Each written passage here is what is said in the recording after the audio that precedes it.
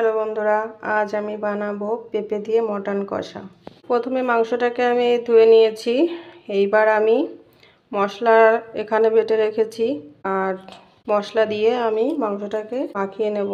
প্রথমে দিয়ে দেব লবণ, তারপরে দেব হলুদ গুঁড়ো, দিয়ে দেবো 1 চামচ ধনে পাউডার, দেব জিরে বাটা, দিয়ে দেবো 1 চামচ লঙ্কা বাটা, সবশেষে দেব সরিষার তেল পরিমাণ মতো দিয়ে আমি সুন্দর করে মেখে নেব।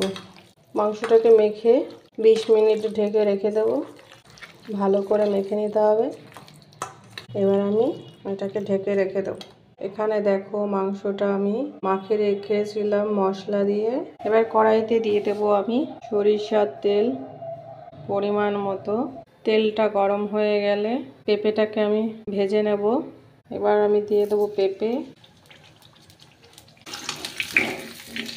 পেঁপেটা দেখো বড় করে কেটে নিয়েছি। এটাকে আমি লাল লাল করে একটু ভেজে নেব। পেঁপেটা লাল লাল ভাজা হয়ে গেছে, এটাকে আমি তুলে নেব।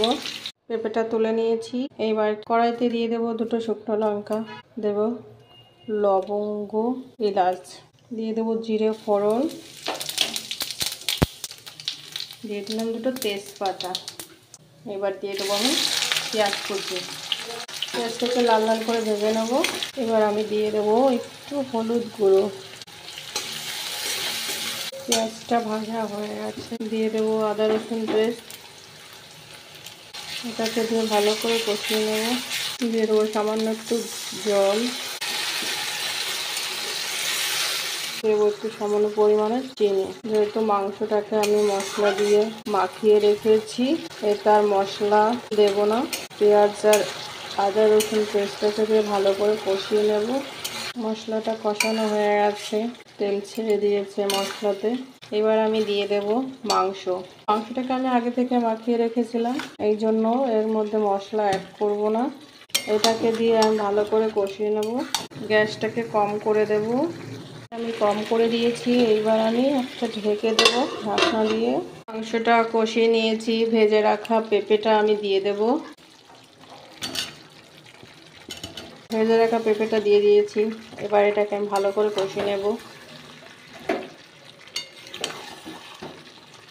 এটাকে ভালো করে কষাতে হবে। ভালো করে মাংসটা কষিয়ে নিয়েছি।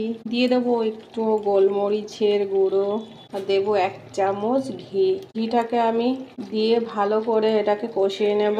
কষানোর সময় ঘিটা দিলে মাংসটা অনেক টেস্ট হয়। অনেকেই নামানোর আগে দেয়, কিন্তু আমি নামানোর আগে দিই না। কষানোর সময় মাংসতে ঘিটা দিলে দারুণ একটা গন্ধ বেরোয়,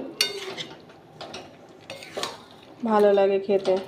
এটাকে দিয়ে আমি একটু কষিয়ে নেব। কষানো হয়ে গেছে। এইবার আমি দিয়ে দেব গরম জল। আগে থেকে এই জলটা আমি গরম করে নিয়েছি। এবার আমি দিয়ে দেব গরম জল। এটাকে দিয়ে একটু ঢেকে দেবো। আগে দিয়ে দেব আমি ভেজে রাখা গরম মশলার গুঁড়ো। মশলাটাকে দিয়েছি। এবার এটাকে আমি ভালো করে নেড়ে চেড়ে মিশিয়ে দেব। মিশানো হয়ে গেছে, এটাকে আমি নামিয়ে নেব। রেডি হয়ে গেছে আমার পেঁপে দিয়ে মটন কষা। তোমাদের যদি ভালো লাগে কমেন্ট করে জানিও মাংসটা কেমন হয়েছে।